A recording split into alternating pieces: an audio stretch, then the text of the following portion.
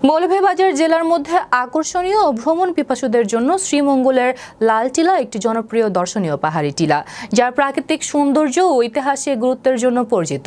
লাল টিলা নামটি এসেছে এখানকার লাল মাটির কারণে। ব্রিটিশ শাসনামলে এখানে চা বাগান স্থাপন করা হয়, যা শ্রীমঙ্গলের চা শিল্পের অন্যতম কেন্দ্র ছিল।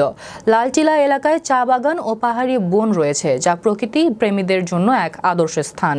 লাল টিলা কালী মন্দিরের নির্মাণকাল সম্পর্কে স্পষ্ট তথ্য না থাকলেও আনুমানিক ১৫০ বছরের পুরনো। এটি স্থানীয় মানুষদের জন্য একটি ধর্মীয় আধ্যাত্মিক কেন্দ্র হিসেবে পরিচিত। মন্দিরটিতে শিব পূজা ও অন্যান্য ধর্মীয় আচার অনুষ্ঠান অনুষ্ঠিত হয়ে থাকে। শ্রীমঙ্গলের অন্যতম আরেকটি সুন্দর ও দর্শনীয় স্থান দার্জিলিং টিলা। এটি মেঘালয়ের পাশের শ্রীমঙ্গলের এক মনোরম পাহাড়ি এলাকা, যা তার অপূর্ব প্রাকৃতিক সৌন্দর্য ও চা বাগানের জন্য বিখ্যাত।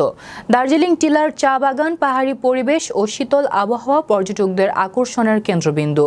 দার্জিলিং টিলা শুধু চা বাগান এবং প্রাকৃতিক সৌন্দর্যই নয়, এখানে অন্যান্য দর্শনীয় স্থানও রয়েছে।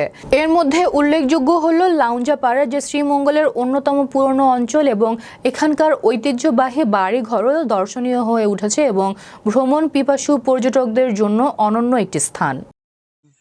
এটি হলো দার্জিলিং টিলা। এখানে আমি ডিউটিদার, এখানে ডিউটি করি। আর আমাদের বেতন হলো ১৭০ টাকা, সকাল ৮টা থেকে বিকাল ৫টা পর্যন্ত। এটাই দার্জিলিং।